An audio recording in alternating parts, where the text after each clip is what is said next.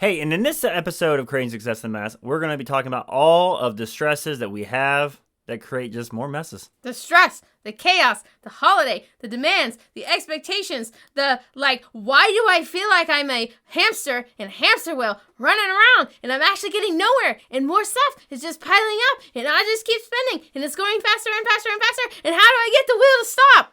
So if you want to know how you can manage your time, do things your way, make choices that benefit you, and also learn a strategy on how to create goals and time management to complete those goals, then keep on listening. Welcome to Creating Success in the Mess, where we talk about just that, creating success in the mess of this thing we call life.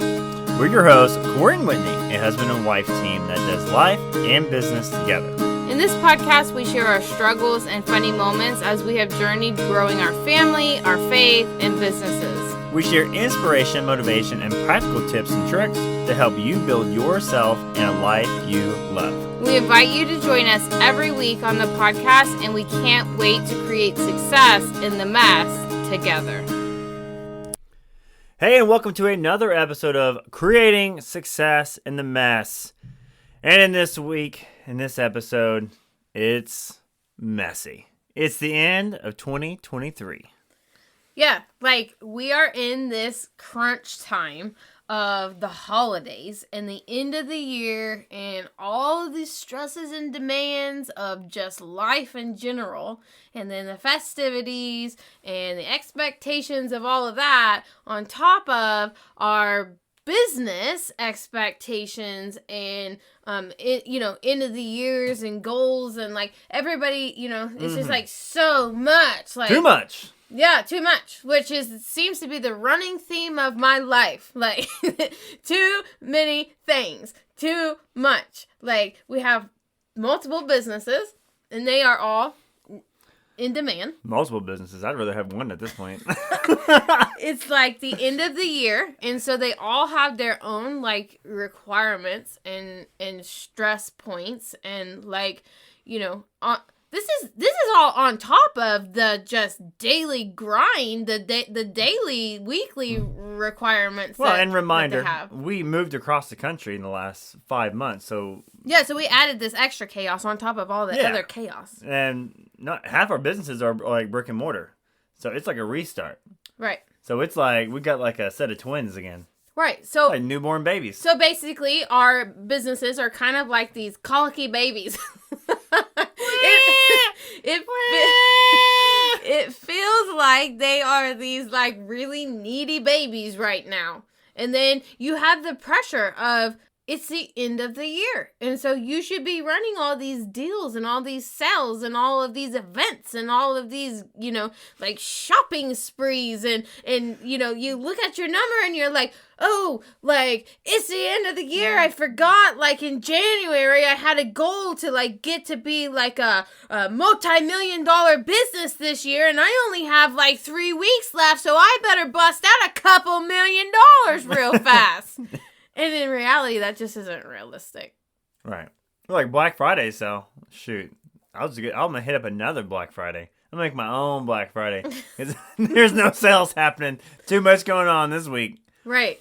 So we have that, and then you have personal life, the kids, you have all these, every time you turn around, there is something new being added to the Christmas list, and it's when does the Christmas list stop growing? It's the fastest growing little baby I've ever been around in my life. It just grows overnight. All of a sudden, it's just 1 page turns to 2 page, and 3 page, and 4 page, and 5 page, and 10 pages, and when does it stop? And then what do you choose to get off of that list, right? Knowing that something more is coming after you choose to get something off that list. And something you get off that list won't even be played with. It'll just become a future Goodwill item on the shelf. And then you have holiday parties, and you have family parties, and you have friends, and you got to plan for gift giving for all of it, and all the while you got to look at your bank account and see how much money you're spending and how much you're going to pump up the economy this month when, it's and then the food, and then everything's food, and in our house we have food allergies, and it's okay, then I guess I'll just make all the food because, like, you can't just go get something and then, okay, so now I'm making all the food and the groceries are like $1 million a week. And it's like, it's a lot, bro. You're fired up. It's the season of stress. And it really shouldn't be this way. It really shouldn't This is be. supposed to be, everyone's like, oh, it's the holidays. It's all about family. Right? It's all about, like, just, we should all be relaxing and just coasting along. But instead, we're not. We're speeding up. I think Jesus is the reason for the season. Yeah. Yeah. So what do we stress for? I think there's so many like demands and like expectations and like new societal norms and all of this like stuff that puts all this pressure on you. Mm-hmm. And in reality, like, you know, I mean, I'm sure there's some people that absolutely thrive in this season because they like all of these things. Stressing out? I Not mean, me. I don't know. Like, I'm sure there has to be someone out there that likes to, like, go 500,000 miles an hour and, like, have all this pressure of performance or something. I don't know. But for the vast majority of us, it doesn't actually serve us well. We actually end up saying yes too many times when we should be saying no. And in any other season, not at the holiday, we would have said no. I'm a firm believer that Jesus would not be wanting us running around like crazy people, trying to get all these deals and all these sales and all these things. Like, I just don't think that's what it's supposed to be about. We have made these things. Like, Right. we've made these own rules and boxed ourselves in all these little systems, all these little ways. I mean, because it kind of goes back as a business owner. It's like, oh, I'm supposed to have sales on Black Friday, and people are like, what are your sales? Like, I don't have any. Right. Well, then I'm not buying from you. Fine. Right, and then like as a business owner, not only is it Black Friday, but then they created Small Business Saturday. So if you're a small business, well, then you better show up like on Small Business Saturday so they can support you. Oh, and don't forget that third one, Cyber Monday. Oh, Cyber Monday. When we were kids, we just had the one. Right, It was just like, it was only the one. And you had to be up at 4 a.m. to get to it. right, Now it's like, you But- can eat turkey and then go shopping on Thanksgiving Day now. right. But like on the flip side of it, I mean, not just being the shopper side of it, like there's the unspoken expectation and pressure of doing a deal. Well, maybe this year my business can't stand me discounting my prices. Maybe I was already low priced this year and I don't have any room to give with discounting my prices, but there's this pressure of performance and fitting in and, the system has created these ideas and these structures for us and we feel like we need to say yes and we need to participate when in reality it may not be in our best decision. Well, I'm pretty sure our furnace wasn't working the day before Thanksgiving, and I don't remember the heating and air company saying, hey, good luck. We got Black Friday sales right now. You broke down just in time. It didn't happen. It didn't happen. Didn't happen. Actually, I think we not maybe paid more Right. because it was in the holiday time. Right. And so for us this year, like we have so much chaos. We have all of this going on and we did say no. We did stand up and we did say no. And we didn't go anywhere either. We're not. We stayed at home. We're not participating in Black Friday sales. We're not participating in Cyber Monday sales, and we're not participating in like Small Business Saturday sales. We would love your support for small business every day. It doesn't even have to be a Saturday. But this year, like I just knew that I had to say no. I could not put that on my plate to do, because not only it takes up so much mental mind space to just plan it, then you have to promote it and then you have to fulfill it. So there's like, it's not just like a yes one time. Essentially I'm saying yes times three. There's a chain link of just exhaustion that comes with saying yes to some of this stuff. Right. And that's really what we said no to. We were like, we've been doing this long enough that we know that doing these deals and doing these sales, our e-commerce businesses, we're going to have to fulfill all those things after the holiday. Right. And in our service-based businesses, we never done Black Friday sales or sales in service-based because it's us it's our talent and it's our worth. And honestly, our worth is not worth discounting. Right. Like we are worth what we're worth and we're going to charge what we charge because that's the value that we push. But it's like, how much are we going to have to just pile in and do and sacrifice all to make what? A little couple extra dollars, because when you break your prices down and you make all the extra sales, I mean, how much more are you making? Now, if you're in corporate, I mean, I get it, big difference. But depending on what you do as a small business owner, I mean, are you really working yourself for just a little bit more money? Or are you really going hardcore and getting huge sales? Right. Yeah, so I think that, like, in this season of stress and chaos, like, I think that it is absolutely necessary. I think sometimes it's easier for us to maybe see this and do this in our personal life than it is necessarily in our business life. Or maybe you're the opposite. Maybe it's easier for you to do this in your business life, but not necessarily your personal life. But I think that it is absolutely necessary with the way that everything is, and all of the, you can pick up your phone and you can get on social media and you see all of everything, and that's just like content overload. Really, there are so many events, and there are so many activities, and there are so many things and people and places that you could go and you could do and you could see and you could be with, and you could, there are so many opportunities for you to say yes. And that's great. That's great that there are so many opportunities for you to be able to say yes to.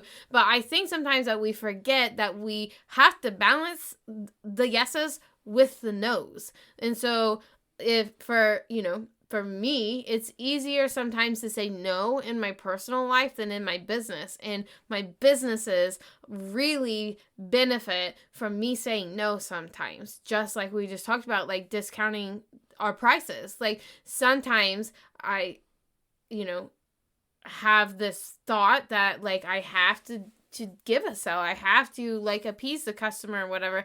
And like when I say no, it actually serves me better, which actually serves my business better, which is actually serving my customers better. And that's the same thing in our personal lives. Like, I know for me, like every time I turn around, my kids are asking me for something. And like when we were kids, like, okay, I need some toothpaste. Well, put it on your Christmas list. Santa's coming. Like, and at that time I was like, what in the world? Like Santa is like gonna bring toothpaste, but like literally I get it now. Like put the toothpaste on your Christmas list, because it's like, it just becomes like an auto response. Like, now I'm just like, well, put it on your Christmas list. And then I'm like, they just asked me for toothpaste and I'm saying, put it on your Christmas list. Like, what? Like, we're going to go get the toothpaste. But we just get into this automatic response system at a certain point of the year. And we have to really be conscious of what we're doing, because we end up saying yes so much. Yeah, well, I wish our kids were asking for toothpaste and toothbrushes and socks and stuff, but they weren't. Like, they were like, hey, new game, new makeup set. No, I mean, they're literally asking for everything all day long. Like, we could go to the dog food aisle and they would probably ask me for dog food. Like, I mean, it's constant asking me for things. And like, it's just like, I had to really make sure I'm not like on auto-tune and just saying yes, or just saying, put it on. Well, you don't want to say no too much either, because then it's just like, all we do is say no. Right. And then you're like, like, I got to find, wasn't there like a rule for every no you say you can find 2 or 3 yeses or something like that? I don't know. Well, I haven't mastered that art yet. There's something like that. But it is something like that. I remember some lady telling us this. Right. Well, no, not during this time. It's all no's, because it's like no, it's not. Like, it's not. You find yourself saying yes a lot of times when you don't really want to say yes, or you wouldn't really want to say yes. And I think that we have to be really, really careful right now. And like, the number one way to change something or to stop something from happening is being like conscious of what's happening. So the more that you can recognize and realize and like be aware, just being aware of something, then the odds are higher that you're going to fix it, change it, like, notice it. You'll be able to notice it when it happens. And so if we are just aware that at this time of year, there are like constant demands and requests and expectations and just every pressure coming out of everywhere and from everywhere. And so when we know that, then we become aware that it's there and it's going to come. Like, we know it's going to come. And then we have to be aware of like what our normal reaction to these things are when they come. So one, we know it's coming, so we're prepared. So we're watching for it at that point. And then we've already like kind of figured out like what is our normal knee-jerk reaction when the pressure comes, when the questions come, when the expectations come, when the whatever it is comes. How do I normally react to this? Like what do I normally do or say?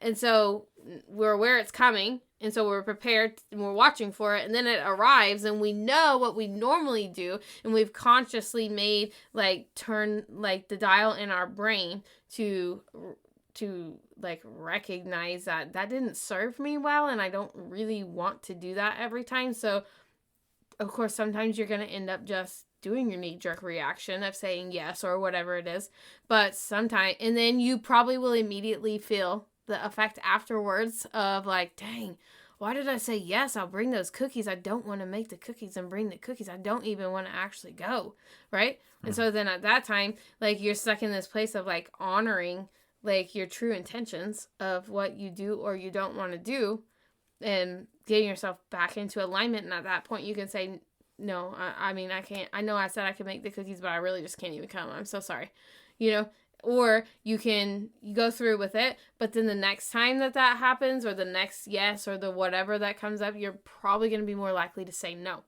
So, long story short, be aware and recognize it, and like consciously bring it up in your brain so that when it happens or when it shows up, it's kind of like a red flag. Like, you'll notice the flag, and then you can do different.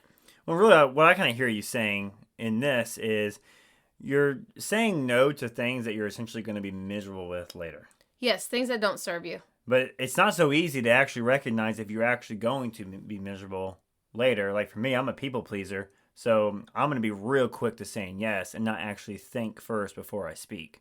Right, make decisions. Yeah, your knee-jerk reaction is always to say yes just to please somebody. But you always have that kind of reservation, I guess, of saying, yeah, let me think about it and I'll get back to you. So you're not really saying yes or no. Absolutely. If you know that you're a people pleaser and your knee-jerk reaction is to just say yes, or to just do it, or to overgive, or to overextend, or to whatever, then start making it a practice to say, let me check my calendar and I'll get right back with you. Let me check my schedule and I'll get back with you on that. Let me check like what I have going on and I'll get back with you. And then that is your buffer zone. That allows you. So you're aware at that point that you make those like off the wall commitments that you don't actually always like. And so it gives you a minute to pause and really assess like, do I actually have time for this? Do I actually have the energy to expend on this? Do I actually want to do this? And then you don't even have to come back later and say, oh, never mind, I can't, because you gave yourself that little buffer zone. And in that buffer zone is kind of creating it's creating room and like a capacity for then jumping into the things that you actually do kind of feel like, oh yeah, oh heck yeah. So like in our town, like one of who are they? The government officials? I don't know, the city people. We're walking by and they're like, hey, you want to go walk with us? We're going to talk about how we want to improve downtown and all this kind of stuff. And I was immediately like, yes, absolutely. Like, thought you would never ask. But I jumped right in. Right. I mean, and I definitely wanted to go, and it was cold outside, but it was okay. Right. I was going to figure it out, and did my thing. And right. I was in a capacity and in a moment. Right. Where I could say yes, but had I said yes to a bunch of things that would have made me miserable, right. I would have been like, dang, what a missed opportunity. Right. Like, it would have been really great to do that, but I was tied down with blank because I overcommitted myself. Right. Yep. So you would have been stuck doing something that didn't serve you, didn't align with you, and you would have missed being able to do what did align with you and serve you. And then when that happens, when you spend too much time doing things that aren't serving you or aren't aligning with you, you're just doing things that like don't really fulfill you and don't really like feel fun and don't really like, you're just, you feel like you're supposed to or you're responsible for more than you want to. Mm-hmm. So whenever you are in that place where you're responsible for, or you have to, or you're supposed to, then you start getting really miserable and you start feeling really stressed and you start feeling like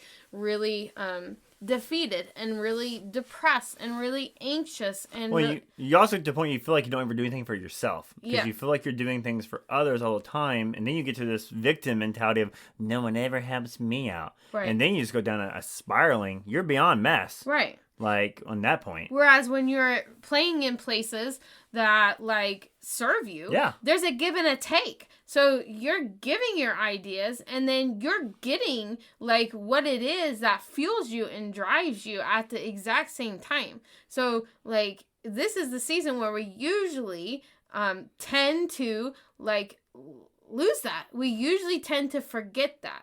And so if we can really be aware of how our ways are and what our, like pressures and expectations are, and then identify like what really lights me up, what really feels fun, what really is a heck yes, like I want to do this, like I really enjoy this, and what is like we have to go, we have to make an appearance, we have to Right. identify that and spend more time playing in the I get tos, I want tos, it's fun places rather than the demands and the pressures and the expectations. Even if sometimes you have to say no, and no is actually saying yes to better things. Right. Yeah. No, I totally agree. And in addition with it is like, I'm sure there's a lot of people who are, because I get this way of like, if I force myself to go into miserable situations and say yes to things. Well, I think it's also important to look at that and say, why? Why do I feel like I have to decrease who I am in order to make other people happy? Right. And it's really just not worth putting yourself in that situation. And it's kind of important to say like, okay, well, we have to do this. Okay, why? Write down your reasons why you have to. And then let's write down reasons why you don't want to. Right. And then when you get those two sides of things and you're looking at things, you might be like, we really don't actually have to do this. Right. I don't see anything over here on the left that says required by law. Right? Right. Nothing says I have to. Right. I am a big boy, and I am going to go to the other side and open myself up for better odds. Right. Yep. And like another thing that we're in the season of is everyone talking about their goals and their plans and their direction and their 2024 calendar and their, it's like right now there's this expectation of like you have to know and set and people will ask you like, what are your 2024, like have you done your planning for 2024 in your business? And sometimes like that feels like, for me, I'm not a planner, like, you know what, I don't know, you give me a planner, you get me like a calendar, like whatever you want, I don't know why, I just I can't do it. Yo, we've wasted a lot of money on planners for this woman. Like every year I feel this pressure of like planning it out and getting this vision and this long-term strategy and your goals and your whatever. And I do have like general goals like up in my brain. Like I do have general like things that I want to accomplish and I want to do.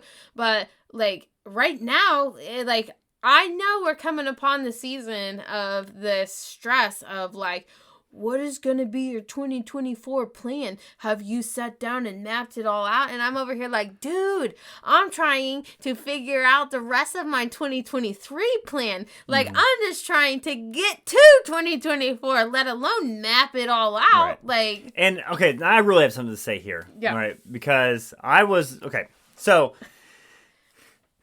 we live day by day, and I think when you get to a point where you live day by day, but you have visionary thoughts of where you want to be in certain time periods. Well, first off, if you have a 5-year goal and plan, that's great, wonderful, I'm happy for you. But let's just be real for a second. There's a lot of things that could happen in 5 years, and you can't. I mean, so it's good to have a vision, but you don't have to be like, in 5 years, I plan to be married to a wealthy man.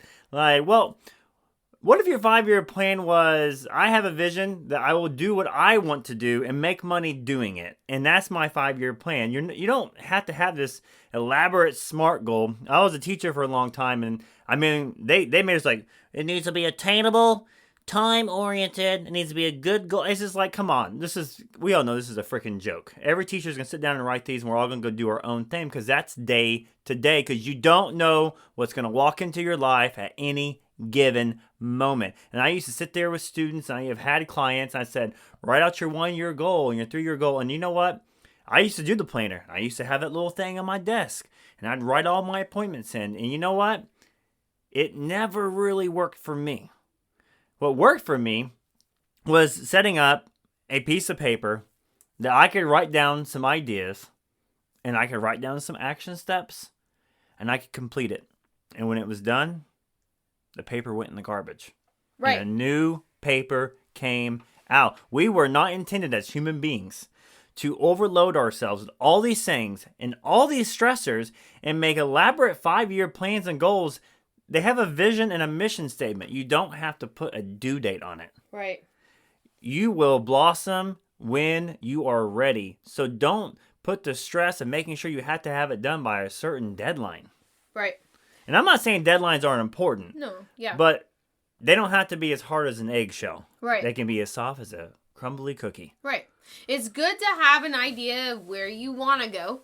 And then it's great. It's even better if you can like start making plans in the short term that lead you and direct you in that effort. So like if you wanted to be married to a wealthy man next year, then like instead of just sitting around thinking like, you know, about being married to the wealthy man next year, then it's better for you and you're going to have higher success if you can think about like, what am I going to do this month that's going to put me in a place where I can personally start gearing towards financial wealth and be in places where I may be able to come across people that I enjoy, that are successful, that enjoy this, that, and that.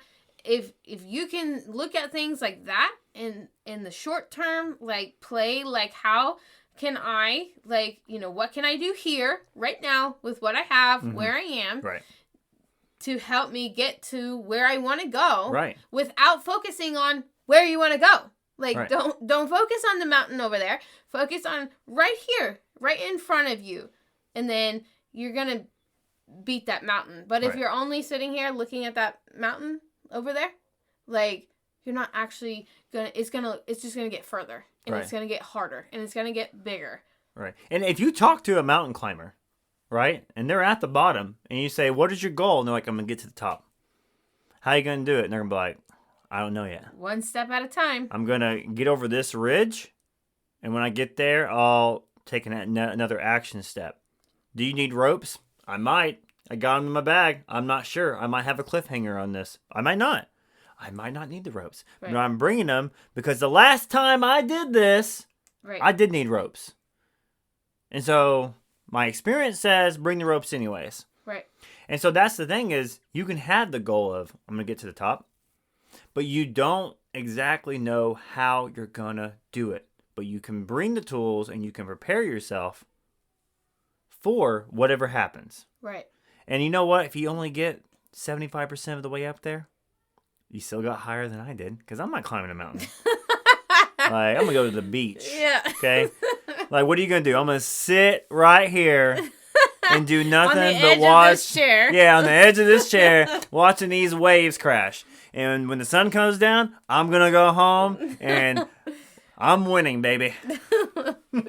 All right, so in this season of stress and pressure and demands and, you know, expectations, then really just be intentional of focusing on the here and the now, in the today, not the whole mountain over there that's going to happen at the end of the month. Just here, now, today, and the things that you are doing today, and making sure that what you're doing today is actually serving you rather than being something that you feel like you're expected to do that doesn't actually serve you. And then, before you know it, you're going to be out of the season of stress, and you're going to be putting a practice into place that's going to help you actually be successful in your 2024. Appreciate you all listening, and we'll see you next time. Thank you so much for listening. We know that we all get busy trying to do life, and our hope is that we can find ways to implement time and space to create a life we love living every day on our terms, right in the middle of all the messes of life.